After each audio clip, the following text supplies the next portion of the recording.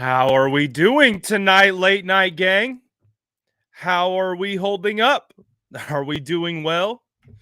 Anything eventful happen tonight? Anything? Eh, hmm, maybe. Maybe a little bit. Maybe a little some happened. Let's go. Hey, detail. I was ready to sell, bro. I was ready to sell the count. I was ready to give up. I was ready to pack it in, bro. I was thinking about the long off season that was ahead, man. I was in it. I was in the weeds. But guess what? San Francisco 49ers pulled it out, and we are smoking that grade A, that Gouda, the cheeses, the fine cheeses. That little blue cheese crumble. We'll toast that up too. We are just smoking that Green Bay pack tonight, man. I hope you guys are having a fantastic night. The content is hitting like crazy right now. All the players are posting. It's insane. We have stuff trending on Twitter because of 49er fans. So I'm gonna I might as well just show you.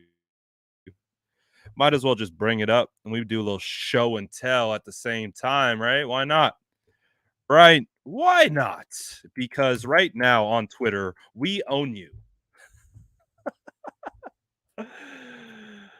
is is trending right now. We own you is trending right now. And why is it trending? It's because 49ers fans are in their bag right now, talking that ish on all these all of these not Cowboys fans, Packers fans. I'm still enjoying talking trash about the Cowboys, but I'm okay now with talking about the Packers this week. I can absolutely live with that. So, uh, pretty damn excited though here with how everything played out. Obviously, the San Francisco 49ers came away with a win. It felt like a situation, right, where it felt dire. It felt a little hurt, felt a little struggle-ish. Felt like there was going to be an opportunity where I didn't know if the 49ers were going to pull it out. It was one of those it's one of those games, you know what I mean? It was one of those games. All right, let's go. Let's get this thing rolling. Sorry, it's taking me so long. But also shout out the Sourdough Squad. Shout out to Sourdough Squad. We got 1,000 likes on the last live right after the game. The immediate post game, we got 1,000 likes. Let's go. That is an SDS record for the live stream. You like the hat? You want your own version? You can go to residency.com. Use the promo code SF9ers. This is actually the hat that Greg Kittle was wearing today on the way into the stadium. So you want the hat? You want the hat like the players? Residency.com. Use the promo code SF9ers. Get you a little discount off that. And we do all that stuff. But let's take a look at some of the fun stuff. That was popping off today. Popping off tonight. It's still going. It's still going. It's not going to stop. The content is going to be ridiculous tonight. If you're in the content game, if you are in the content game, oh my goodness, congratulations to you. To my fellow content creators, my collaborators, whatever you are, if you're in the content game, you're loving life right now. You're loving life. Again, like I was talking about, We Own You is trending on Twitter right now. We Own You is trending on Twitter right now. You know what? Screw it. Why don't we bring Instagram into the mix? Let's bring Instagram into the mix. Say what's up to IG. See what's popping with our IG fam. We'll bring all the worlds together here. I'm going to get IG going. Let's go. I mean, that game, we're going to talk about it obviously in more detail. We're going to like get into some of the way the game was played, all that good stuff. But I love this, man. Look at Freddie. Look at Fred. The cold never bothered us anyway. Greg Kittle comes in with the elite caption, Elsa, you love to see it. How we doing, family, on Instagram? We are bringing you into the live. Let's go. We all get in victory donuts tomorrow as a gang. Like I think that like that's one thing that we have to do right now or tomorrow as fans is like all of us. We all just need to go for the culture. Go get victory donuts. We need to honor Laken Tomlinson. Get him those victory donuts while we're chiefing on our go pack. When we're chiefing on that Green Bay Aaron Rodgers, when we're doing all that, we got to do it. You know the vibes. Man, I'm so happy. I'm so happy. 49ers win 13-10, an improbable win. Okay, so this is the thing. So obviously I went into the press conferences and I wanted to listen to what everyone had to say about the game. The overall theme that kept coming from that game and what the players were talking about is they were talking about like a calmness. And Jimmy Garoppolo talked about it, but he wasn't the only one to talk about it. Even Nick Bosa came to the podium and said, man, like that guy is the perfect guy to lead this team. And what they talk about again is, we don't see the personality. We don't we don't see like all these guys have relationships inside that locker room that we will never see, other than what we see through social media and stuff like that. But they have relationships and they have these bonds, and it's apparent to see that when Nick Bosa, Fred Warner, Greg Kittle is at the podium, Greg was beating his chest, man. He was beating his chest for his boy Jimmy, and I love it, man. I love how these guys stick up for their players.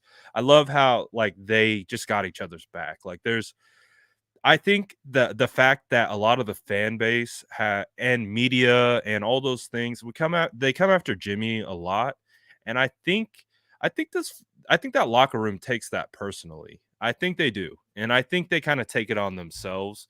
And we know how it goes. I'm the same way. If someone talks that mess on me, like it gets me hyped up. It gets me hyped up to go.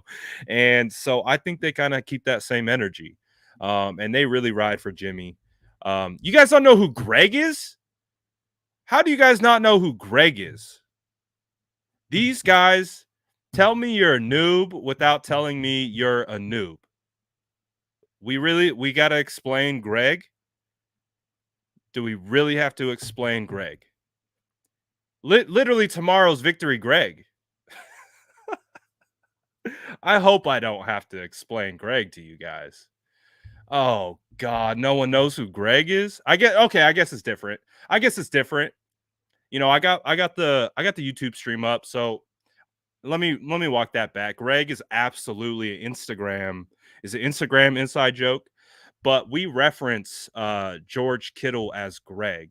Um, he went on to Good Morning Football one time with the Greg patch. I've referred to George Kittle as Greg before. It's kind of an inside joke. Like, so when we will call George Greg, and on Instagram we all know what we're talking about. I get it. It makes sense why a lot of people over here don't get it, but that's why we call George Greg, because Greg is like you. He's like the alter ego George. Like he's just like that wild man. Greg, you don't want to mess with Greg. Like you don't want to mess with George, but you sure as hell don't want to mess with Greg. Greg will come for your throat. And we saw that. And but in all seriousness, I like what George was saying after the game. He was talking about how basically like that drop that he had. My YouTube page is the SF Niners. We're the same everywhere. So if you want to come on over here, come vibe with us. But one of the things that George was saying at the podium, he was talking about how that drop early on probably should have been a touchdown. He felt like it was just a huge kick in the face for himself personally, to drop that pass in that moment, and obviously a score there right, would have changed the entire momentum of the game. Would have changed the entire momentum of the game. But what do we understand about this team? This team doesn't hang their head. I think when you talk to football players, I think football players, it's a extremely mental game. So they have to train their minds to literally play it down and then forget about it. Like play it down and wash it, whether it was good or it was bad. They have to go through the play and then just wash it. Like they can't stew on, oh, I just had a sick ass play, or oh, I just got demolished. It's like you have to move on, and short-term memory, just move to the next. And so when we see that from George, for example, obviously drops a touchdown, potentially could have been a huge game-changing play. But what does Greg do? What does Greg do? He comes back and makes one of the craziest catches I've ever seen. Like, I don't know about you guys. Like Greg, we're talking about Greg now. We're talking about Greg.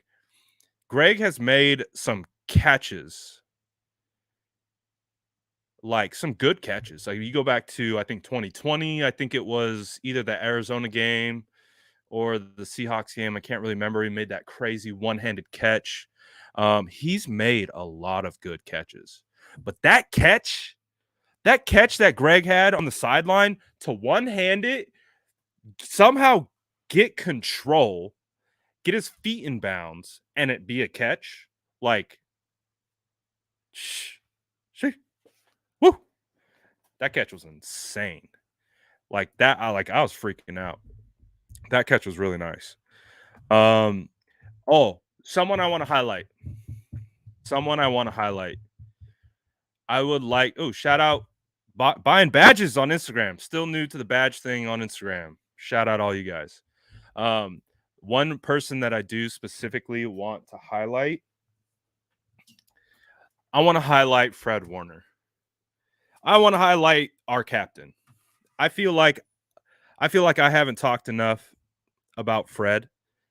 And I think Fred admittedly was pressing a little bit at the beginning of the year, just really trying to be a leader, take on more responsibility. And sometimes we all know in life, you take on more responsibility, plus you get the bag, you put a lot of pressure on yourself. And sometimes when you put pressure on yourself, especially as a football player, that can affect the way you operate. That can. And Fred Warner, he went down for a little bit in the middle of the year, but since he's come back, I feel like he's came back. And not only has he come back, but he's come like this game was the Fred Warner game. Like the more I've been thinking about it and the more I've kind of been like sitting on this game, this feels like the Fred Warner game. Like when we look at this game, what are we going to look back at? We're going to look at, some struggles on offense, but we're going to look at an amazing effort by the defensive side of the football. We're going to look at special teams. We're going to look at Talanoa Hufanga scoop and score on the block punt from Jordan Willis. We're going to look at Jimmy Ward with the blocked field goal that kept 3 points on the board that wound up being the ultimate difference in the game, right? So, but I really think because when we go back to that game and you were watching it unfold and kind of, the offense go 3 and out, back on defense, offense comes out, it's like that. We were getting into that, like when we talk about complementary football, it was like, oh goodness, we're putting it all on the defense early. Well, Fred Warner did not care. Like Fred Warner like accepted that challenge. He put it on his shoulders and that dude was flying around everywhere. Fred Warner was all over the place. His impact, his energy, like I could feel it like through the screen. Again, when I can feel your energy through the screen, your energy is like you have good energy. Like it's permeating. I mean, the box score he had 4 tackles and 2 assisted tackles, but you guys know the impact he had. He was the energy in which he was playing with. I like to look back at the Rams game, like um, when the 49ers, I think, came out at halftime and Deebo Samuel was running his ass off, and there was just like this energy by how hard he was running that you can almost like feel it, and that energy like seeps into the rest of your teammates. And I felt like that from Fred today. Like I felt like Fred was a huge reason why. Obviously it's a team game. It is absolutely a team game. You win and lose as a team, but if we're going to call out individuals, I want to call out Fred Warner right off the bat. I think Fred Warner, like I said, I think that's a Fred Warner game. I think he was just fantastic. I really think he was. I think he was really good. Um, Fred Warner balled out. Again, shout out Jimmy Ward, bro. Shout out Jimmy Ward for keeping those 3 points off the board. Nick Bosa came away with 2 sacks. Samson Ebukam had a big sack. And then, of course, Eric Armstead is putting together a second half of the year that is absolutely nuts. I think does he have did he have 2.5 sacks? I don't know. Eric is just going nuts. Eric is going nuts. He had 2 sacks this game, and not only did he have 2 sacks, but the sacks came in like crucial, gotta have it, third down situations. And Eric showed up 2 times, not only in just those 2 specific times in which he got the sack, but you can feel his presence as well. You can feel his presence as well. So, and again, it feels like for whatever reason, 49er fans and 49ers defensive linemen, it's like we have this hard ability. Like they're an outside D lineman. No, they're interior. No, they're edge. No, they're interior. And it always feels like we're going back and forth, like putting Eric on the edge. And we're all like, I think a lot of us really feel comfortable with Eric on the interior. And ever since Eric has shifted inside to the interior because of Javon Kinlaw being out and needing to use him as an interior defensive lineman, he's thriving. He's thriving. I talk about it nonstop about the mismatches. If you take an edge quality player and you shift him over to the guard, it's like you up like say he's like an 80 on the edge, like in Madden, but if you shift him over into the D tackle role, he's like an 89. You know what I mean? Like that's kind of what I see from Eric Armstead. Like, yeah, he can play edge and he can be stout on the edge and he can do his job on the edge and he can be very successful on the edge, but he's like an 80 on the edge. You shift him in down inside just a couple gaps and he turns into like a 90. And that's the difference. His size, his length, when you get up against smaller guards, again, tackles are meant they live on an island. They're used to being on an island. Guards are not. Guards are used to working in tandem with their tackles and with their centers. And so when you get guards sometimes on an island in pass protection, you can hurt them. You can take advantage of them. And that's what we're seeing with Eric Armstead. That guard, I don't even know his name on the Packers. He lifted him up and drove him into Aaron Rodgers' lap and then just shoved him out the way and tackled Aaron Rodgers. Like that's the difference. Like that's the difference. Tackles know how to play on an island. They know how to deal with leverage and getting bull rushed and a little bit better than I would say interior offensive linemen. But when you just make that subtle shift, it's insane.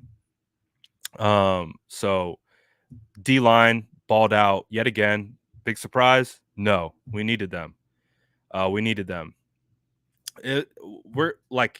We give like we'll do the game ball thing and we'll give out game balls and all that kind of stuff. I think really the 49ers defense obviously as a whole gets one, but specifically Fred Warner, Eric Armstead, Jimmy Ward. We're going to give one to Jordan Willis for having the game-changing play of the game.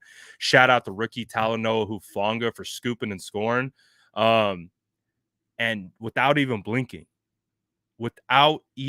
blinking, he just scooped it and walked right in. Again, I didn't want to. So I was at that point too, like where if you don't actually grab it and like you hit the ball out the back of the end zone, I believe it becomes a touchback and it doesn't become like a turnover or anything. So I guess in that instance, it would be 49ers ball regardless. But I was just like, I was like, oh, please grab it. And then he just picked it up so smoothly and just walked right in for the touchdown. Literally the game changing play.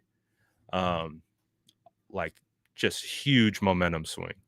Dustin says, do you think we match up better against the Bucks or the Rams? Sorry if this has already been said. No, I have not talked about this yet. But we can talk about it. I mean, of course, I think the 49ers match up best against the Rams. I think I really don't want to see the Bucks. The Bucks have a good front seven. I'll talk about Tom Compton. I'll talk about Tom Compton. Um, and I guess that's kind of a good transition why I don't want to see the Bucks. The Bucks have a really good front seven. They have good defensive ends. Again, go back to the Super Bowl last year. Why did the Bucks win? Because Patrick Mahomes had zero protection. He had no time to throw the ball. Just they couldn't do anything. And a large part of that was due to like the Jason Pierre-Paul and all those different guys that they have on their side. Obviously, Tom Brady's on the other side of the offense. They have weapons. I don't want to see the Bucks. I don't. I would much prefer. I would much prefer the Rams somehow get a win against the Bucks. And again, we've talked about the storybook. We've talked about the storybook scenario. That scenario is the 49ers get into the playoffs by that week 18 win in SoFi, right? Then they go to Dallas, get the win. Then they go to the Packers and get the win. What if next week we are playing in SoFi Stadium again? What that is the Rams' worst nightmare. To have to play the San Francisco 49ers for a fourth time this year while the 49ers are currently 3-0. Not only that, Shanahan has never lost to McVay. We own that team. We own that stadium. So can you imagine having to play the NFC Championship at SoFi Stadium and 49er fans completely take over SoFi yet again? Like the Rams do not want that. And guess where the Super Bowl is being played? The Super Bowl is being played at SoFi Stadium. There is a world that exists where the 49ers had to get into the playoffs week 18 through SoFi, and then they find themselves back at SoFi Stadium playing the Rams in the NFC Championship game to get to the Super Bowl. That is where? In SoFi Stadium. Like, Rams fans would never be able to speak to us again. They would never be able to they would never. They would never be able to do it. So, that I would much rather play the Rams than the Bucks. I would. I would much rather travel to SoFi again against a team that we match up well against, and I would much rather go do that again. I would. I would absolutely much rather do that again. Um, let's see. I got a couple more questions. Good looking on the super sticker, Ted. I appreciate that. Gammon says we literally just faced top two smug fan bases. Oh, I like the Packers fan base. They have a couple bad eggs, but I think overall, I like the Packers. They're pretty kind. I think they're a good group, especially the ones in Wisconsin. Like they're just different breeds. The Spencer Sellers says Brad Armstead a dog. And on a low key note, Norman came up low key clutch on that PBU. Yeah, I mean that's a tough spot for Josh Norman. You guys know, I Josh Norman kind of bugs me as a player, but we're gonna give credit when it's due. Josh Norman had to come into a spot off the bench after not playing all game. I don't know if Josh Norman played special teams. I didn't take a look or I didn't take a peek. I don't know if he played special teams, so that could have been honestly a play where Josh Norman just came in like cold and had to go guard Devontae Adams, and they targeted him. It was scary because we know Josh Norman and his technique. He's really handsy. Like he likes to be physical. And that, of course, also can translate into some DPIs, but he didn't get one. And they didn't complete the pass. And fantastic. So I tip my cap to you, Josh Norman. Thank you. Thank you for doing your job. Thank you. We appreciate that. We see more of that. Maybe we'll come around. Okay. A lot of people I can see do want to talk about Tom Compton. So I'll talk about Tom Compton. Like we also have to remember, guys. I think it's very imperative to remember, especially when talking about why guys win or lose, uh, that the other players are paid millions of dollars as well to play the game. They get paid too. And Rashawn Gary is a former first overall draft pick. He was a top high school prospect. Like he was this for a reason. Um, so and you saw that. You saw it. Like some of the moves that he was putting on Tom Compton, they were nice, man. It was nice. They did their homework. I think Tom Compton, um, I think Tom Compton has done a fantastic job.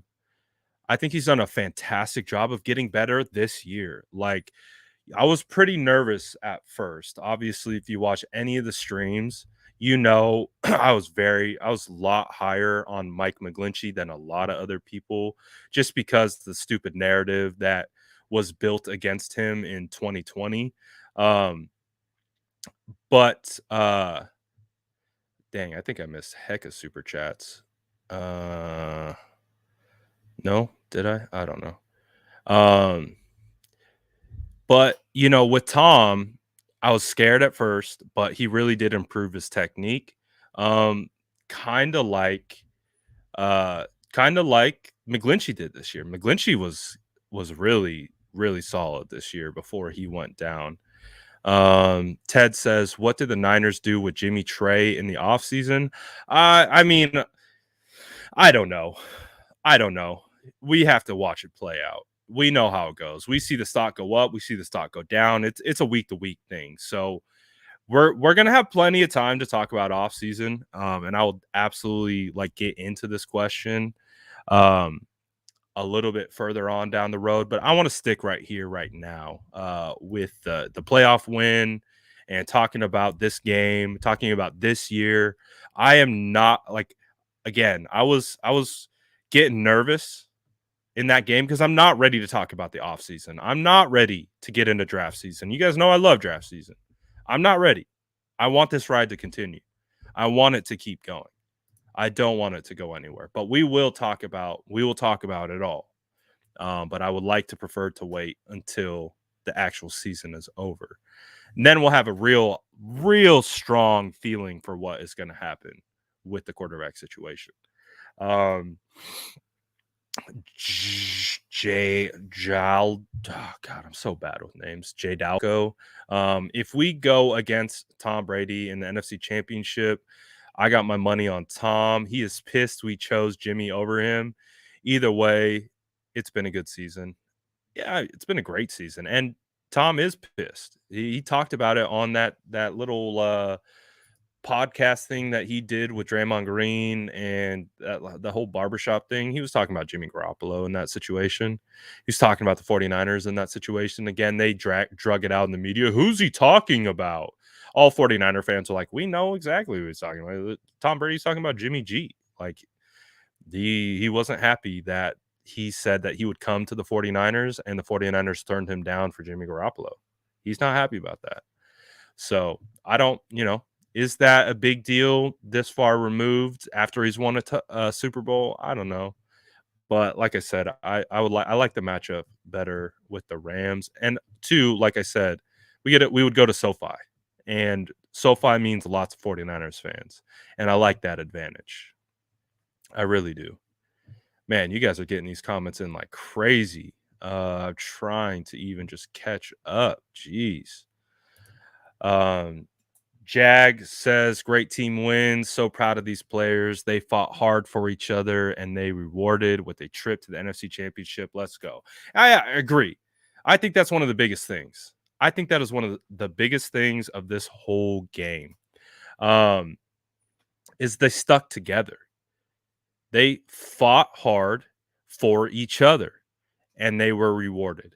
And that is what makes this team special. Again, in pro sports, I really think, with the politics of roster movement and contract stuff and front office things, I think it is easy to kind of lose that, you know, college feel where like we're a group, we are you now we it is that way, but I feel like just with how it is with the 49ers, it's just on a completely different level. Like the human element of football, the psychological element with football, the connection, the connectivity element of football. I think with this team, it's through the roof. I think it's through the roof. That's why they win these games. Like we know they have talent. We know they're capable. We know they have coaching. We know they can do it, but we see them sputter at times. But just like Fred talked about, George talked about, Bosa talked about, even Jimmy talked about, there is a calmness that they have on the sideline. When all this stuff is going on and every single person in this chat was with me stressing their minds out over this game, they're over there talking and telling the media that yeah, there was a sense of calmness on the sideline. And you're just like, that's special.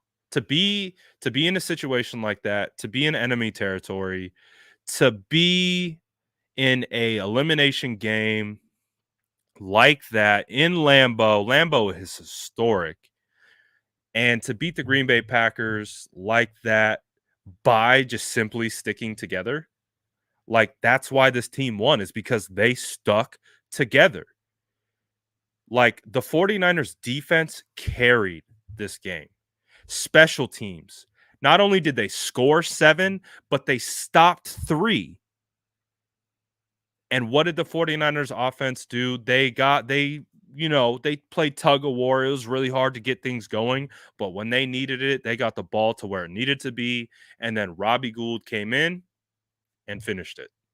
Shout out Robbie Gould. Robbie has been playing great. He really has. We like to we'll engage the kicker conversation, every once in a while. And I think Robbie, when you try to pretend like you're a GM and you start looking at all the money and you see how people get paid, then you start like, "Oh, I don't like this guy getting this much money." At the end of the day, you just look at the player and you just look at what they're producing. Robbie's producing, man. Like if you're gonna let the money, the contract stuff cloud your judgment of a player's performance, and that's one of the things I think that cracks me up about fans the most, me included, is we get all like butthurt sometimes about he gets paid too much to be playing like that. It's just like honestly, who cares? Like as long as they're performing, as long as they're doing their job, like it is what it is, man. I want to see these guys get paid. Debo again is due for a big contract coming up here per reports earlier today. So I want these guys to get paid, man. I want them to stick around and get what they're worth. Um, so I'm very happy that it does sound like Debo Samuel's going to stick around. Um, let's see, what else do we want to talk about? Sorry, I got kind of pulled in the super chat direction. Oh, I was trying to talk about Tom Compton. And then I got pulled into the super chat direction. Let's go back to Tom Compton. So a lot of people want to talk about Tom Compton because Tom, he had a really tough matchup today against Rashawn Gary. And I think what people are seeing is Rashawn Gary is a very special athlete. Like that's always been an MO for Rashawn Gary, is he's a special athlete. And with Rashawn Gary this year, he's really been able to put it together. I believe he's a second year. Um, I believe he's a second year. Oh, geez.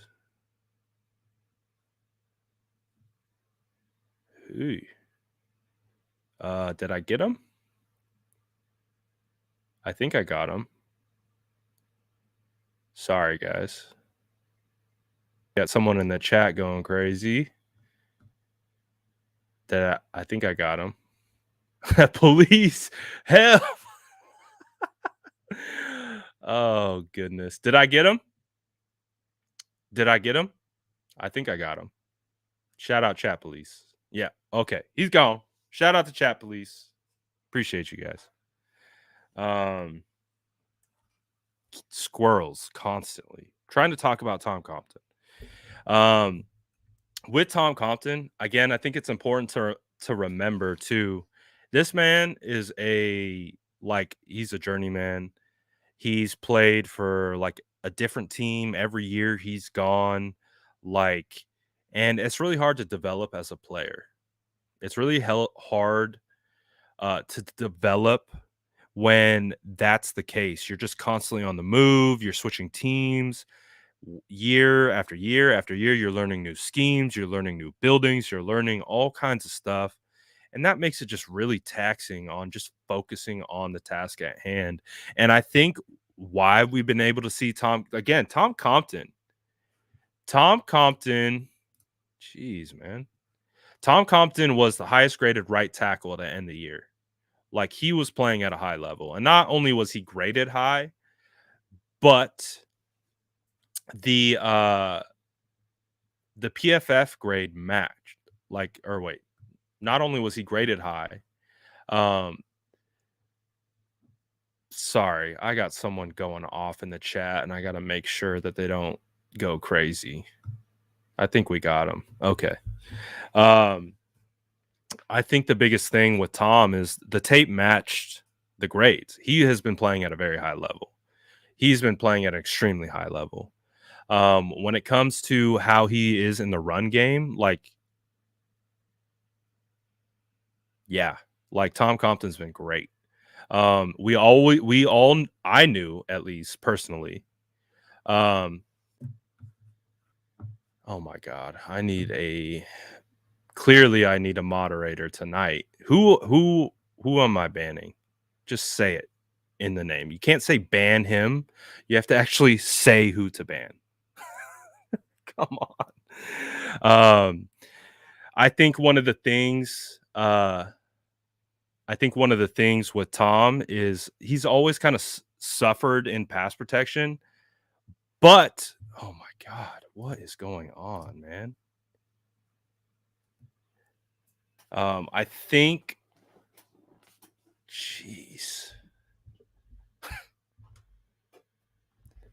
this is crazy. Sorry, guys. I'm trying to get a thought out, but clearly, okay, now ban monkeys.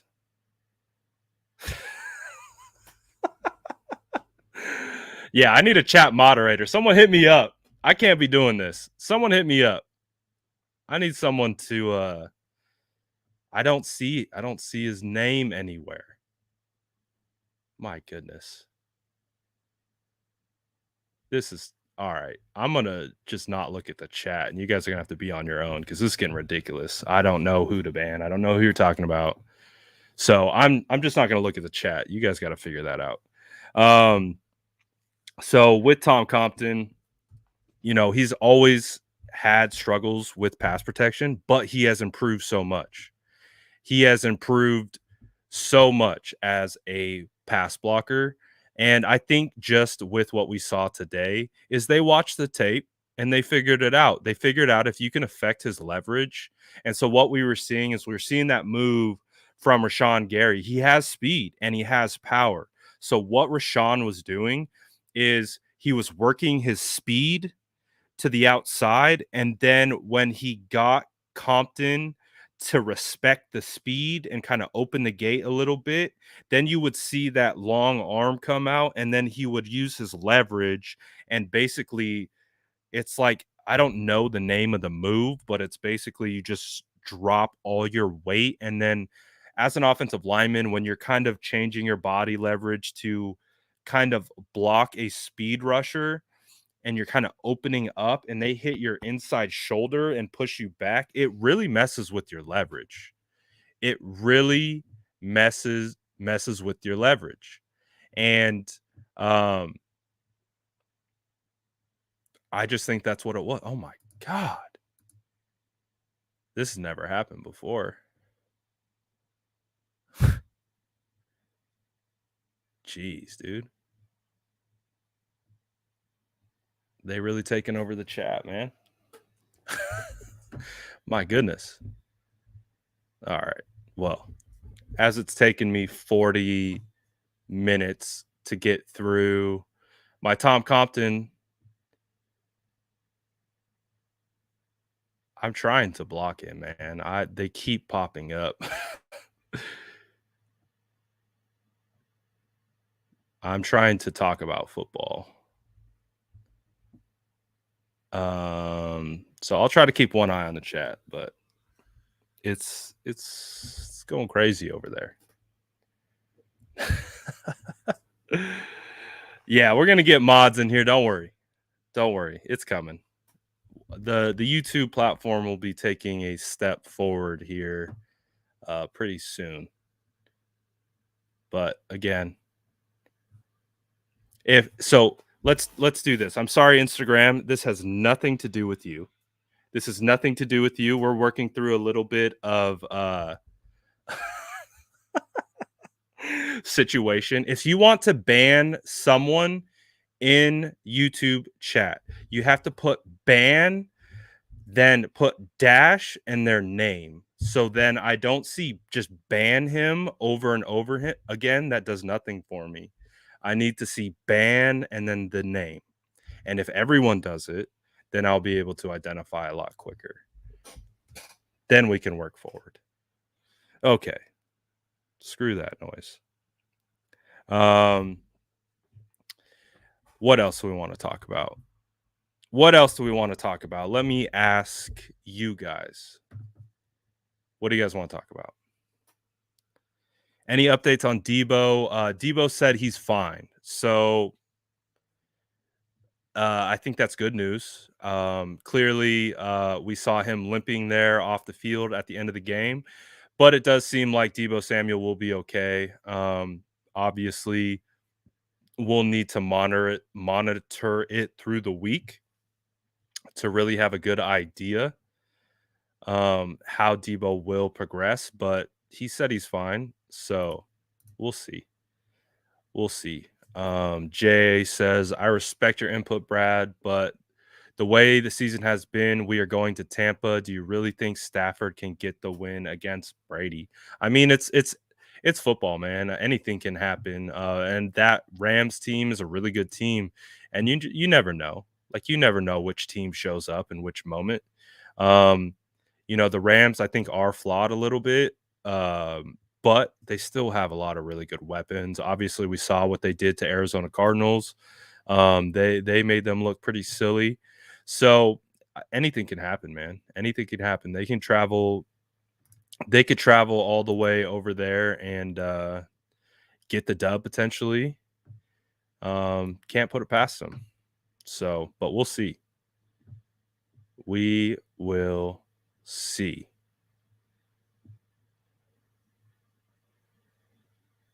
Okay, so now, God, do I really have to ban more people? Yeah. We got to get some chat moderators in here for sure. We've never had this problem before. All right. What else do we want to talk about?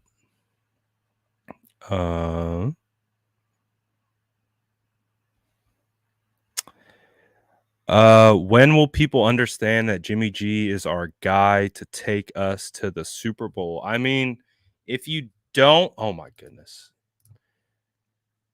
If you don't realize it yet, if you don't see what's going on, sorry guys. Oh my goodness. Oh my goodness. Yes, this would actually be the best. If you guys just like ignored it, then it would be a lot easier to manage. But you guys just got to let it chill a little bit. All right. I apologize. So let's see. Jimmy not taking us to the Super Bowl. Debo is taking us to the Super Bowl. What's the point of saying that? What's the point? What's the point of that? He's the quarterback of the team, just like any of these other guys are. It's whatever. Yes, this team loves Jimmy. Like if you guys just really like, I know media is going to run with whatever they're going to run with, but if you're just like a fan who's just kind of observing, like, yes, this team loves Jimmy. They love Jimmy. They love the person. They love the way that his energy transfers to the rest of the team. They talk about it time and time again. Like now, fans are going to hyper focus on the production on the field. Obviously, fans don't have the context into a lot of stuff that's going on within a play. So there's a lot of things that are missed too. But obviously, just a lot of narratives that people run with. And this team loves him. This team loves him. So it is what it is, man. He survived. Like he survived Trey. He beat out Trey. I think Trey's a really good quarterback. I thought Trey had an opportunity to come in and do some work early, but this team this was Jimmy's team. This was Jimmy's team. Angel says, so all those people that choose the Packers and doubted we have receipts. Oh yeah, we're dropping all the receipts, and you're blocked. How do they keep getting in? How many accounts do they have? He's just gonna keep coming in. All right, there's another one. You're down two. Yep. Someone, I'm gonna have to hit up a chat moderator after this specific episode for show. For sure. So that's on the docket. Jay says, wrench me up, my man. You have a lot of haters because the 49ers won. We beat America's team and the best team in the NFC. That's why the haters out. Of course. They hate us because they ain't us, right? So I got to keep one eye real close on this chat because clearly we have a crap ton of weird trolls hopping in, but it's all good. It's all good. I'm getting quick with it. So yeah, I mean, overall, I think when we look back at this game, it's going to be a special game. It's going to be a game that I think in the moment, I think for me, it's just super stressful. Just like last week's game was super stressful, and just like the game against the Rams was stressful, and just like the entire year has been stressful, just like the entire offseason has been stressful. I mean, for us as fans who are on the outside, I think a lot of the stress comes from just not having control. We don't have control of anything that goes on with the San Francisco 49ers. We are just along for the ride. We're just along for the ride, and I think a lot of people get stressed out about that. I think a lot of people get stressed out about that, and it makes sense. But it is what it is. Brad, in your opinion, what are the keys for our offense to be successful next week? Well, one of the things that we're going to have to really look at for next week is health. Like, we're going to have a serious conversation about health. We're going to have to figure out what is going on with Trent. Apparently, I see someone in the chat is saying Trent might be getting an x-ray. I didn't see Kyle's portion of the press conference, so I didn't really see the updates on injury. So there could be a potential that Trent Williams is going to be getting an x-ray. It looked like an ankle, which he got wrapped in the game. So we'll find out. We'll find out what's going on. But obviously, if the 49ers can't have Trent, that's a big situation. So hopefully that's not the case. But on the offensive side, Debo clearly got banged up. They were fighting and clawing for that victory.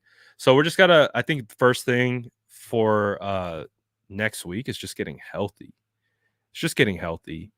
And if we can get everyone healthy, I think the game plan is there. I don't really know what happened with the game plan. It's going to be a situation where I need to hop into the tape and I need to stack all the plays together and I need to see like the rhythm that was like it's really hard to kind of get a feel for that on the broadcast. But when you hop into the tape and you don't have like the emotion of the broadcast and you just kind of watch it, it's a lot easier to kind of determine what went right, what went wrong. You see things that you didn't see. So once I get into the tape, I'll have a better idea of why the offense was having, it felt like it was just kind of sputtering out time and time again. Of course, we know what a lot like some was just we had bad drops. We had a lot of bad drops. But playing in Lambeau, freezing cold in the snow, I'm sure that can have an effect. I think we saw Green Bay drop a couple. We saw Green Bay drop a couple, so they're human too. So, but I'll have a much better idea once I get into the tape. Dustin says, "Why does the mainstream sports media say Dallas lost, Green Bay lost, but the narrative is never the 49ers won?" Also, Niners torture like Giants. I think a lot of that has to do with because I think the media and the narrative around the 49ers has been so linked to the conversations about the quarterback and Jimmy Garoppolo. And when you're on the outside, like I would consider myself on the inside just because I look at literally everything that happens to this team and then I try to like process it, like why it's happening or why it could be happening, and things like that. Um, but when you're kind of on the outside and you just like say you pop into that game again, the halftime, they're talking about Jimmy G. They were talking about, oh, here's Jimmy G again. Like, it's just like there's just a different vibe. I think there's something with this team that you just can't quantify from just watching football. Like, I talk about it all the time, and I think it's one of the things that like I have to really hit home on is that there's a human element at play here, of connection, connectivity, and just this energy amongst these teammates. Again, like Jimmy Garoppolo is the last guy to take them to the promised land in 2019. Like they've been to the top of the mountain with Jimmy. Like they've been to the bottom too. And through all those things, you learn a lot about people. You learn a lot about who they are. And I think everything that Jimmy has gone through, and we know he's one of the most polarizing players in the league, not just amongst our fan base, but in the league. But that locker room has an unwavering support for Jimmy Garoppolo that it's not going anywhere. Like, you don't hear one person throwing shots, taking shade, like, not even slight, like a slight diss or an accidental diss, like, none of that. Like, Nick Bosa came out today, and I think we would all agree, like, let's say we look at the box score, Jimmy Garoppolo went 11 for 19, 131, and he threw the interception in the touchdown or interception when they were going for the touchdown. A lot of people are going to look at that and be like, "That's not good quarterback play." That's not how you win football games. That's how you lose football games. Well, Nick Bosa is coming to the podium and Nick Bosa's talking about how Jimmy Garoppolo is the perfect leader for this team. He's talking about how his mentality, and his energy and his calmness, like it's perfect. He literally said he's a perfect person to lead this team. And that's, I think, what people have a really hard time quantifying is because they've either never been in a locker room and or aren't you like if they have been in a locker room, they're not using that context to like process what's going on. Like there is something bigger than actual production on a football field. And I know that's hard to quantify. Like what does that mean? What when we talk about football being like the human element being huge in football, like we are seeing that.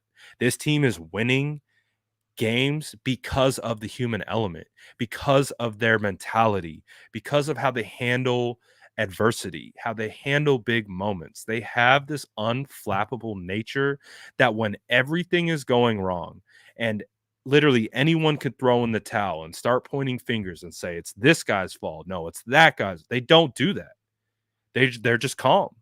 They just have this confidence, this calm confidence that they're going to come back into this game and that it's going to fall in their favor. And guess what? It has. And when it does do that, what do they talk about? They talk about Jimmy Garoppolo. They talk about what his presence means to this team constantly. And it's not just to defend media narrative.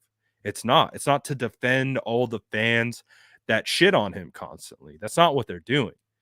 They're literally just trying to tell us week in and week out how important Jimmy Garoppolo is to the success of this team. But people just have a hard time like connecting that because when they watch, it's like, oh, Jimmy, you know what I mean? So it's like, how can you say, like, you know what? So again, that's why I always put emphasis on the human element, and the human element is strong here.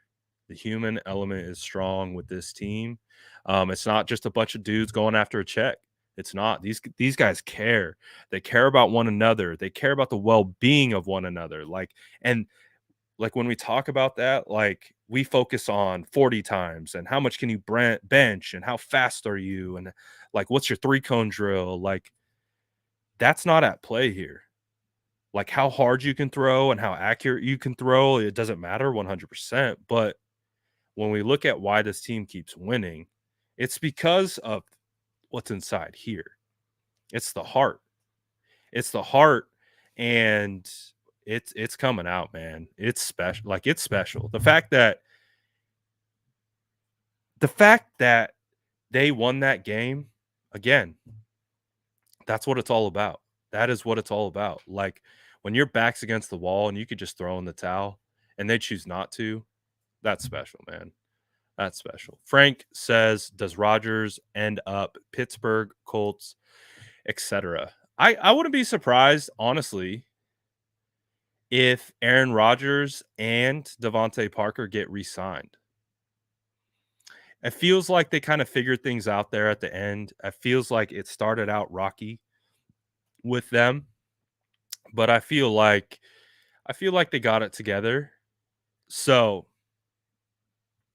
who knows? Maybe he goes back to the Packers and just finishes his career there. And they also bring back Adams and they get the two because I think they might be a package deal. I think where Rodgers goes, if he does go to a different team, I think Devontae is going to want to follow him. So it'll be interesting.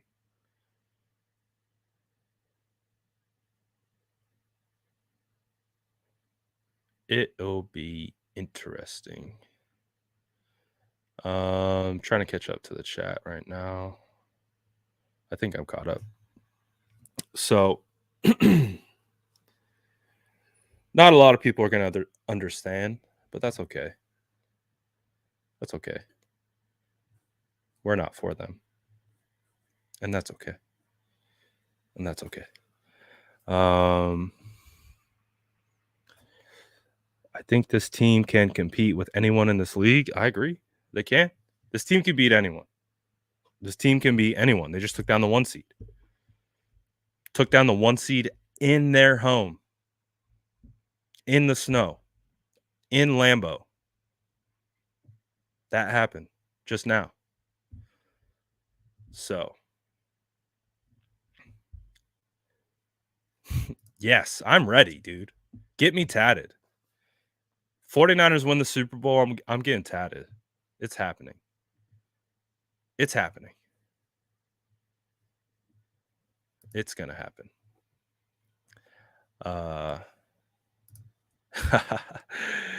Jay says Rodgers is 4-0 against the Packers. He's gone. Could be. Could be. You never know. But to be honest, I don't care where Aaron Rodgers plays. I have not a care in the world. He could go play in Timbuktu for all I care. I really do not. I don't care where he plays. Um, so I don't know. I'm pretty happy, man. I'm tired. I'm tired. Yes, I am tired. The chat has been stressful today.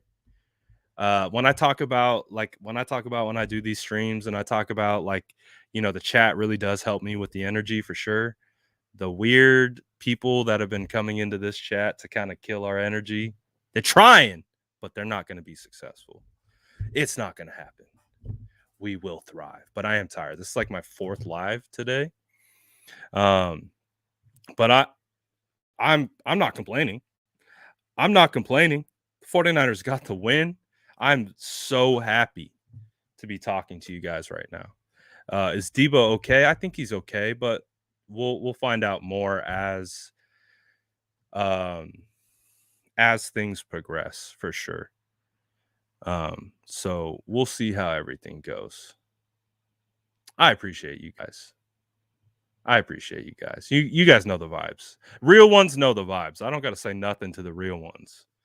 I don't got to say nothing to the real ones. The real ones know already. They know what it's about. So, uh gonna be crazy. Gonna be crazy. I think the biggest thing is we just got to see what's going on with the injury, how everything plays out, and hopefully everything is going to be okay. I just realized, dude, it's 11 o'clock. I just realized it's 11 o'clock. AJ, I don't got time for you, my boy. We're gonna sit you down on this one, my boy. See you later. Um, I didn't even realize it was 11 o'clock. Gotta love it, man. Late night gang. Drop a late night gang in the chat. Good stuff, man. We see you guys. I appreciate the kind words. I do. It's 2 a.m. for you. Dang. You guys are vibing crazy. Let's go. We see you. We see you. Let's go. I know we still got a good amount of people in the chat on both chats. But I am. Oh, we got lots of late nighters. This is the late night gang. Like this is where we come to be a part of the late night gang. This is where we do late night streams. Man, I think one of the what we did a late night stream. The late night stream when Trey Lance was announced starter. That was pretty lit. But I think the best late night gang stream was when Trent Williams got signed. I don't think anything will ever match that late night gang stream because that LNG stream was top notch. 2 a.m. in the morning. I think we went from 2 a.m. to 4 a.m. Like that night was nuts. If you were a part of that, that was fun. Yes. Yeah, I might have to DoorDash the donuts tomorrow because last time I decided I'm gonna be like, oh, I'm gonna walk, get some exercise while I go get my donuts, and then the donut place was closed. My heart was broken, but I'm getting donuts tomorrow. I'm getting donuts tomorrow.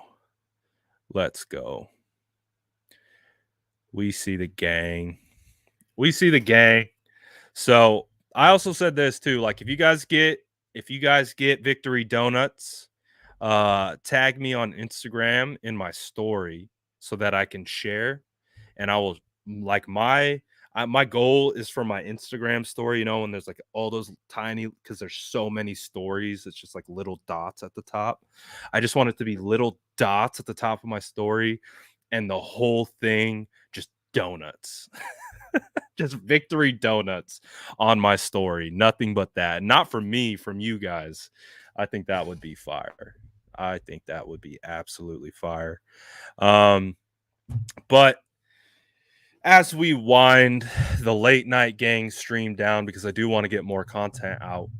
I do want to get more content out on Instagram and all that good stuff. What's up, coach? What's up, coach? He says, woo, LFG. Casamigos tonight, baby. Let's go, coach. Needed that dub, man. Needed that dub, and we got it. Shout out the homies for the badges.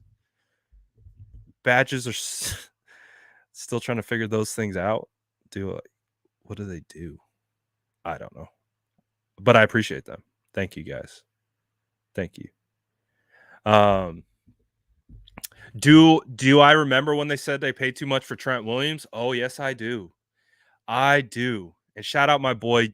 I won't name him by name, but I'm gonna shout him out because I just don't want to blow up the spot. But because I do like him. But my guy, I caught a tweet from my guy, and he was like, see, this is why I said the 49ers shouldn't sign Trent Williams when Trent got hurt for like one game. And I like lost it. I was like, did you really just say that?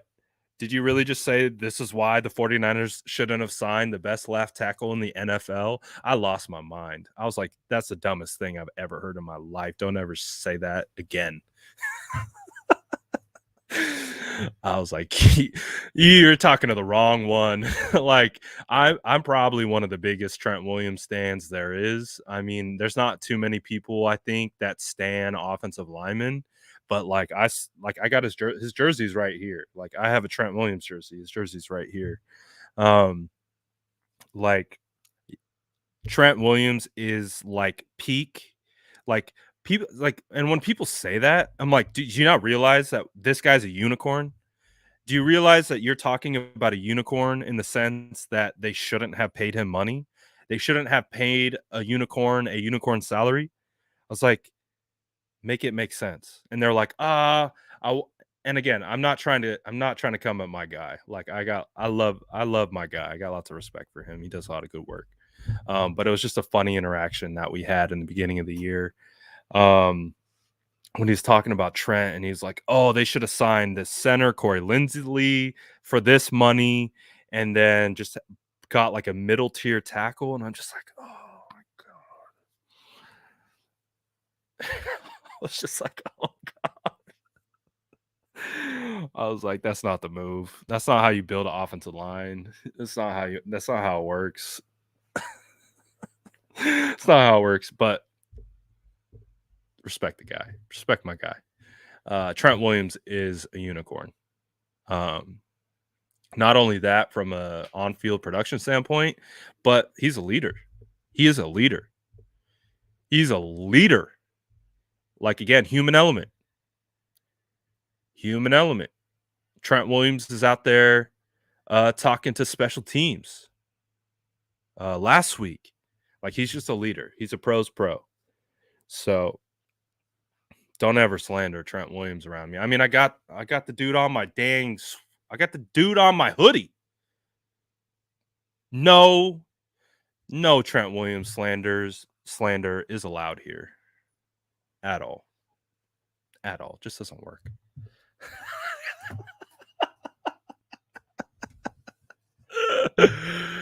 Coach knows. Again, I love my guy. I got no problems with him. Literally none.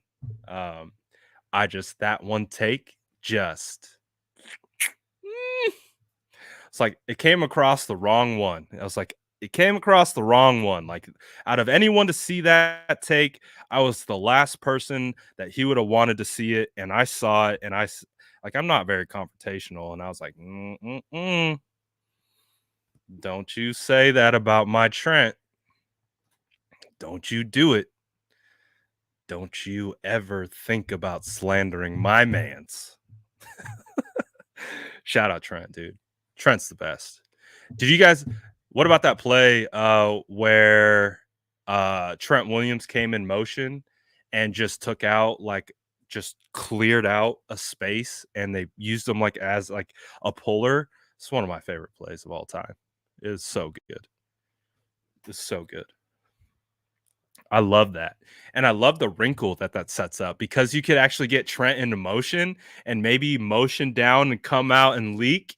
Like, maybe that's how we get our Trent Williams touchdown.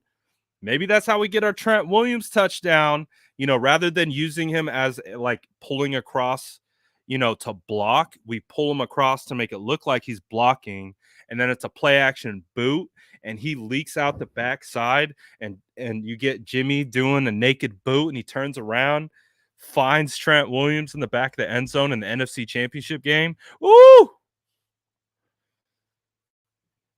I love it. I love it.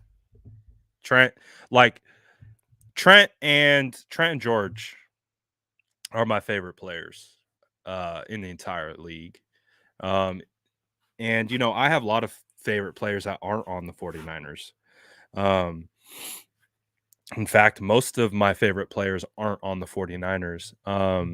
But George and Trent, and not only like are they my favorite players for their like ability, but when you put them together, when you put Kittle next to Trent and then you watch them block, like seriously, you guys know I'm a football nerd to the fullest extent.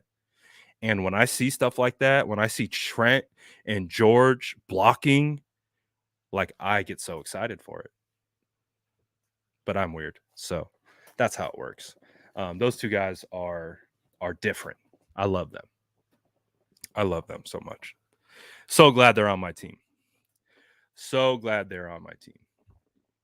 Like the fact that we saw slander go either one of their ways this year again just tells you what kind of year this was for fans.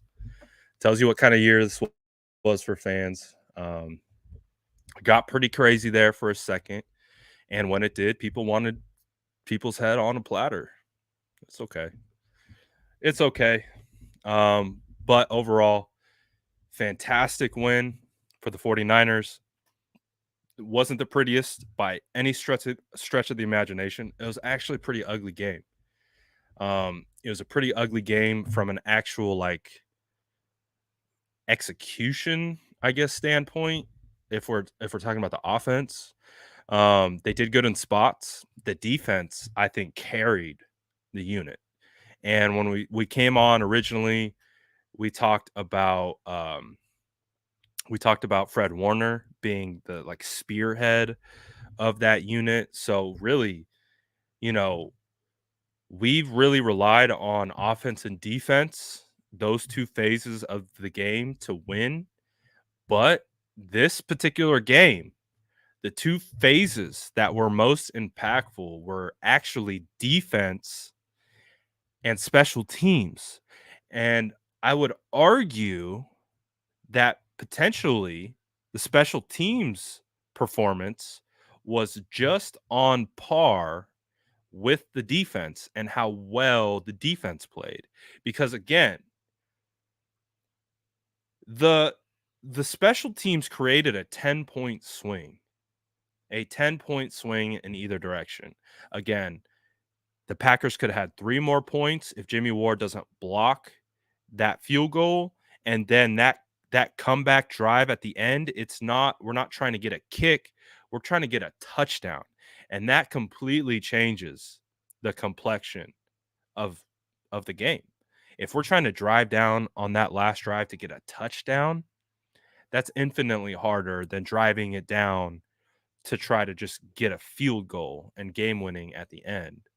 So I think special teams deserves a ton of credit, especially with how many people have been coming after Hightower and coming after the special teams unit.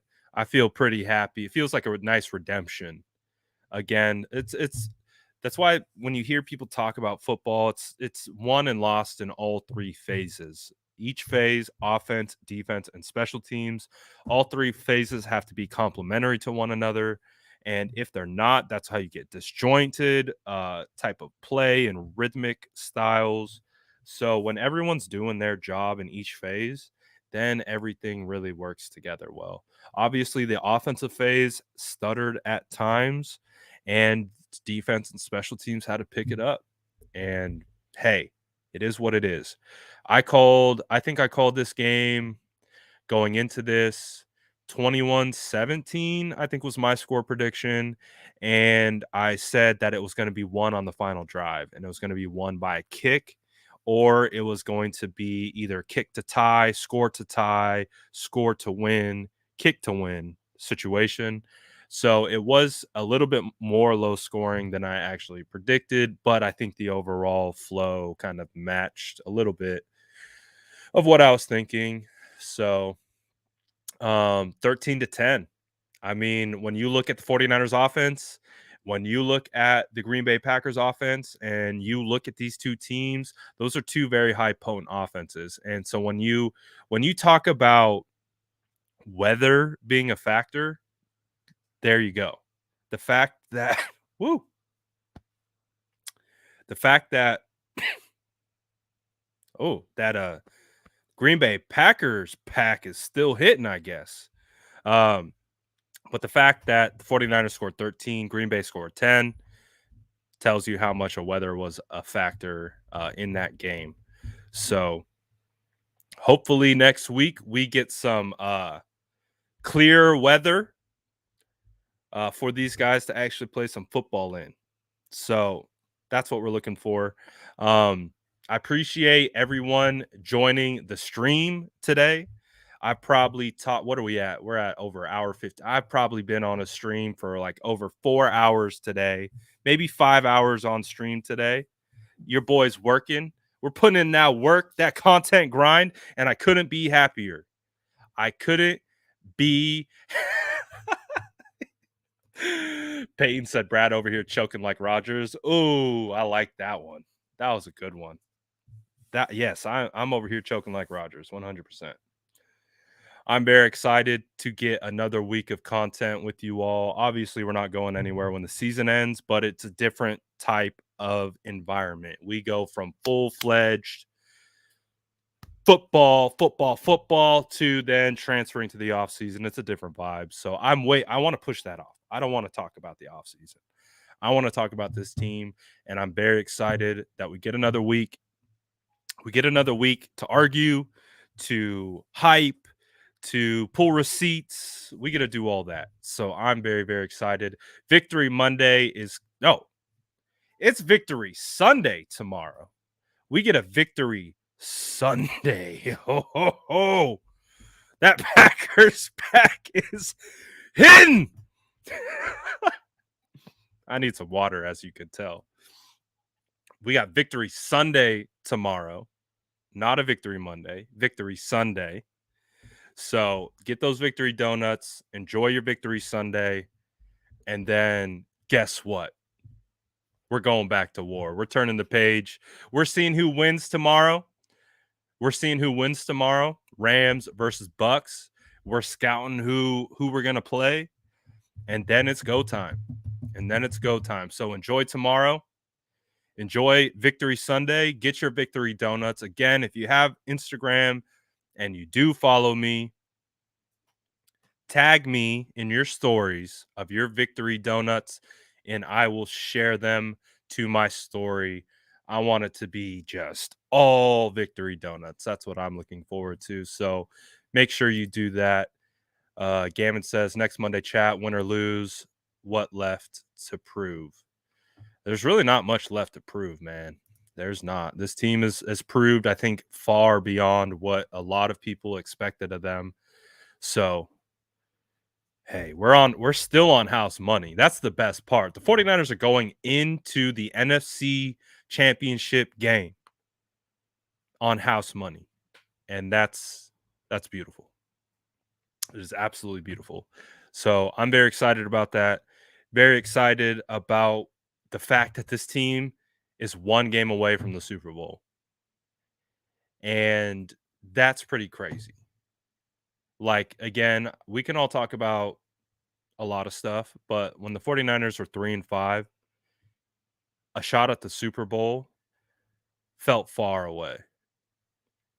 The kid Eric says, Brad, I remember you mentioned on a live that you're shaving it all off if we win the Super Bowl. No, that's not the stipulation at hand. This This beard? No. No. This thing ain't going anywhere. My kids, my oldest just turned 9. He's never seen me with a face that doesn't have hair on it. So, I'm not shaving this. But what the stipulation is that if the 49ers win the Super Bowl, I will get a feels great baby tattoo. That is the stipulation. So, I'm not shaving the beard. This is where all my power comes from. My power comes from my ginger beard. So, I can't do that. Can't do that. And I will absolutely freak the hell out of my kids if I shaved my beard. They've never seen me with a clean face. So my kids would be terrified. I would be terrified. No one wants to see that. But the stipulation is if the 49ers win the Super Bowl, I'm getting a tattoo that says feels great, baby. That's what we're doing. Beard's off limits, but I'm getting tatted. Like that seems fair. And the fact that it's actually a potential possibility, like, I'm not gonna lie, when I said it, I was like, I are the 49ers gonna really make it to the Super Bowl? I don't know. You know, it's up for grabs. But they're one game away. Hey, and if that's what it takes, I'll do it. I will get I will get a soup dude, I've only know Super Bowl losses. I like again, I was what? Yeah, so I'm 32, born in 89. Last time the 49ers won the Super Bowl was what? January 95. So like, oh cool, the 49ers won the Super Bowl. I didn't know what the hell was going on. All I know, all I know is heartbreak. All I know is not running the ball to giving the ball to Frank Gore on the 5-yard line. All I know is I don't even want to talk about it, but we know what happened in 2019. I don't want that. That's all I know. That's all I guess. I know Jim Tom Sula, Trent Baalke. We had a glimpse of hope with the Harbaugh era. And now guess what? Here we stand today. The San Francisco 49ers have made it to the NFC Championship game 2 out of 3 years. Let me say that louder again for every single person who called for Kyle Shanahan's head on a silver platter. The 49ers are headed to the NFC Championship game for the second time in 3 years. So, I hope the whole fire Shanahan thing is something that we never have to at least live again until it's like warranted. Like, so we'll see. We'll see. This is redemption, man. This is redemption. The San Francisco 49ers. Um, this team's different. Like the 2019 team, they had a lot of good things go their way. Lot of good things go their way. Um, they performed really well. Had an insanely talented defense with Richard Sherman on the back end, young Fred Warner. Even we had Quan Alexander at that time. The hot boy was a hot boy, and he was balling. Emmanuel Mosley was a rookie, but he was balling. We had some good talent on that team. Um, offense was okay, I guess, at that time, but they really picked up definitely towards the end of the year. This team just feels different. Like I know they're different.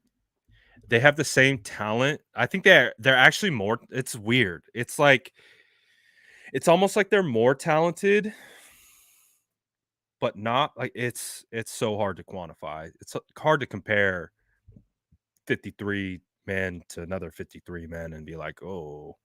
But there's just something different about this team. There's just something different about this team. Um that like we saw the 49ers like go down against the Chiefs, this team feels like they would be able to withstand that. Like, it feels like if they get down or if they get behind, like, clearly, they are made of the right stuff where they're not gonna freak out, they're not gonna start pointing fingers, they're not gonna hang their head, and they're gonna stay calm, and they're just gonna stay the course. And when they talked at the podium today, that seemed to be a huge reason for their success. Dustin says, "Did Rodgers choke or get outplayed?" I wouldn't say he choked. I mean, I think those like I was just talking about, the score was 13-10. 49ers scored 7 points via punt team. So I just think I think the elements were huge. I think it just affected everyone. I think the elements were it's hard. I think this game, if we played, let's say at Levi's this afternoon, this is probably shootout, 30 points, 30 plus points on both sides. I just think when you go into that type of environment, it changes how you play. Straight up. You have to adapt to your environment. You can't be a prolific, high scoring team and just think that you're going to go to this place called Lambeau Field in the midst of a snowstorm and just think you're going to light it up. So it was a crazy game, though. It was absolutely crazy game. 100%. So look at me when I ask a question. You got 2 seconds to ask a question. 1, 2. I don't see any question. I looked at you. So it is what it is. Oh, I'm just excited, man. I'm excited we got the win. I don't care how we got the win, but we got the win. Win and advance. So that's all it is. That's all it is. Win and advance. So very happy with the outcome. I'm not going to dwell on how, like, oh, it wasn't a pretty game. Like, I don't 49ers won. I think that's one of the things that I've learned most about this year is like, exactly. Schmerda says it best. A win is a win. Like, let's not harp too much about the things that we liked or didn't like. The fourth down play, how we perceive Jimmy to play, X person to play. Like, doesn't matter. 49ers won, man. 49ers won. Gammon says NFC division. Let's talk about your top ones: offensive MVP, defensive MVP, special teams MVP, favorite movie, favorite song. Oh, geez. Offensive MVP. I gotta give it to Debo. Like, he's been willing this team. I think Debo's energy and what he brings to the table, there's something different with what he's doing this year. And I think the team feeds off his like mentality. Like, while they feed off Jimmy's calmness, I think they also feed off his toughness as well. Defensive MVP, I'm gonna give it to Eric. I'm gonna give it to Eric Armstead. I think Eric Armstead is deserving. It's a bit of a culmination of how he's played as of late, but the 2 sacks that he got in those big moments, ooh, that's tough. Actually, now that I say that, I'm gonna give it a co MVP. I'm gonna split the award up. I'm gonna go 2 co MVP, Eric and Fred, because I do think Fred was a catalyst for that entire game. I think Fred Warner was a huge reason why the 49ers won that game, why the defense stayed in the game, how the defense was able to shut out essentially Aaron Rodgers after that opening drive where it was like, oh God, they're going to just go down our throats back and forth. So I'm gonna give it to those two. Offensive MVP, I'm gonna give it to Debo for his just unrelenting energy that he provides. He was hobbled and he was still giving it his all. He had to get a couple hard first downs there at the end. I'm gonna give it to Debo. I think he's earned that. Defensive MVP is going to be Eric and Fred. Special teams MVP, I could go there as well because I think Robbie Gould's kick is just as impactful as the block from Jimmy Ward. So I'm going to go MVP on special teams as well. Jimmy Ward and Robbie Gould will split that award. 100%. Favorite movie? Jeez. I'm a big Will Ferrell guy, so Step Brothers, the other guys. I'm a big Hot Rod guy. I don't have like a favorite, but those are some of my favorites. And favorite song. That's a tough one. I have favorite songs for like what mood I'm in, if that makes sense. Yeah, that's tough. And I also move through songs and like I'll get kind of bored of them and just move to the next. So I don't have honestly a great answer for the song. Money Mark says LFG. This team is built for the trenches. The whole team stepped up when it needed to. It was ugly, but we got it done. Special teams was special for us. 100% Money Mark. Everyone balled out today, but well, that's a lie. Not everyone balled out. And it was actually a pretty tough battle, but special teams came through huge. Absolutely came through huge. Talanoa, yes. Willis, Ward, all that stuff. Thinking about those victory donuts tomorrow, 100%. You know what?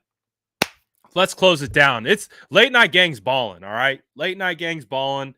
It's 11:30. I know all you degenerate 49er fans that are just like me need to get your sleep because Victory Sunday. Actually, it's still the weekend, I guess. Oh man, you guys are off the hook. You guys are off the hook. You guys don't have to go into work tomorrow. You don't have to go into school tomorrow. Oh boy, you guys stay up as long as you want and just goof. Do whatever you want. Good for you guys. Good for you. I love it. I love it. And it's almost Victory Sunday. It's almost Victory Sunday. We're about 25 minutes away from Victory Sunday. So we're real close. We're real close. I appreciate the late night gang, bro. Late night gang's built different. Like, Sourdough Squad, our overall gang, the Sourdough Squad, we're undefeated as a group. But then we have a subgroup within Sourdough Squad. It's the late night gang. And the Sourdough Squad subgroup late night gang, whoo! Late night gang knows how to party. Late night gang knows how to vibe. That's what we do. That's what we do. That's what we do. We just vibe. If we're not vibing, honestly, I'm gonna keep it 100 without being too mean. If you're not here to vibe, I don't want you here. I'm gonna keep it honest. If you're not here to vibe, then just go away. This isn't the page for you. This isn't the channel for you. This isn't the ginger beard for you. If you're not here to vibe, if you just want to come complain and talk your mess, this is not the spot. And I won't feel offended. I won't. We can go our separate ways. I will even tell you, hey, you might not like my content, but you might like this guy's content. We just vibe. What are we at with likes on YouTube? I don't even think I've checked really. Shout out Sourdough Squad got us to 1,000 likes on the first post game live we did. Dude, we did 1,000 likes in like 20 minutes. That was crazy. And we had like 1,100 people in here. That was crazy. We got over 300. Ooh. Okay. We got over 300 and I haven't even asked. Gotta love it. Gotta love it. They're like, stay on. I want to post more content. I want to post more content. Honestly, I want to get out there and post more content. We've been doing a live for an hour and a half, which means that's an hour and that's an hour and a half that I have not been posting content. So, although I do love lives, I do. I also love posting content. And I haven't been able to post in about an hour and a half. It's okay because I'm vibing with you guys. So, that's makes it better. The kid Eric says, "How would it be if we face Brady and the Bucks? That headline be crazy. Jimmy G versus Tom Brady 12. But who would you like to face out of the Bucks or the Rams?" Yeah, the headlines, the storylines going into that particular game would be nuts. If the 49ers were going to play the Bucks, Tom Brady, you best believe I'm pulling up that video. You best believe I'm pulling up that video.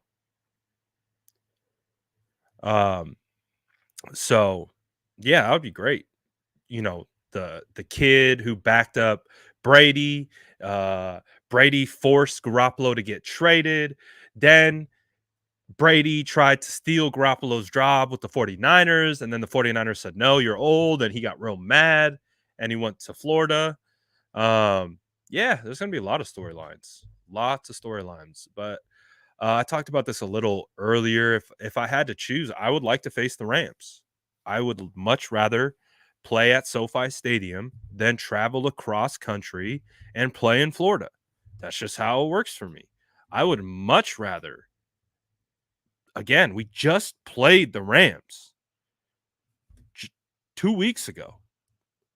I would love to play them again at SoFi and then have 49ers fan base just take over.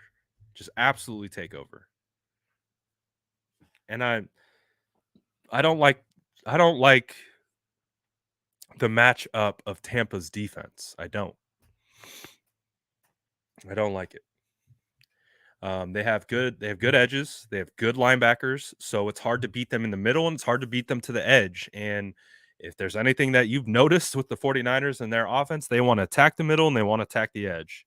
And those guys, their defense actually matches up really well against us and what we want to do.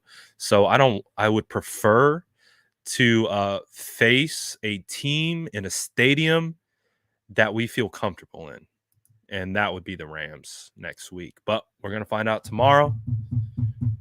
We are going to find out tomorrow. And I'm looking forward to it. I appreciate all you guys who have been vibing with me on this chat. I think it is time that we separate. Address the Jimmy haters. What does that mean? Address them? What? Address them in what way? But anyways, let's vibe. Let's enjoy Victory Sunday. Victory Sundays in about 15 minutes. And let's have some fun. We deserve it. That was a stressful game. That was a very stressful game. So we deserve it. Enjoy tonight. Enjoy tomorrow. Get those victory donuts. Tag me. Do all that good stuff. You guys have a great rest of your night. Fantastic win. I'm excited to go through another week of content with you guys in game. Like, not off-season content. You know we're not going anywhere. but we get another week of talking real football, and we're talking NFC championship football at that. Like, this is real. This is real, ladies and gentlemen. This is real. So now this is it. They're gonna know. They are gonna know. One game can change their entire destiny. And so that's what we want. Eric says, so proud of my 49ers. When my grandfather died, he was buried in his gold jacket. Real fan here. Love the show. I appreciate that, Eric. Shout out your grandfather. I'm sure your grandpa is loving life wherever he is, enjoying how the 49ers are on their way back and proving everyone wrong. Shout out you, Eric. Shout out your grandpa, man. Real ones get buried in their Niner gear. You love to hear that, man. Obviously, sorry for your loss, my guy. But real ones go down rocking the red and gold. Hey, when they say some of us bleed red and gold, like, I think that's a real thing. Like, there's got to be some of us out there that you draw some blood, it's going to be red and gold, because, like, literally we talk we talk about 49ers football so much, it's unbelievable. But we appreciate that. We appreciate that story, Eric, and absolutely love to hear that. But I appreciate you guys as always. Obviously, if you are on YouTube, hit that like, hit the sub, do what we do. If you're on Instagram, you know the vibe. We'll be around. I'll see you guys. And we will probably chat tomorrow. So I'll see you guys. You'll see me probably posting until like for another like hour or so. So I'll see you guys around. Let's go. We got the dub. Victory Sunday coming in hot.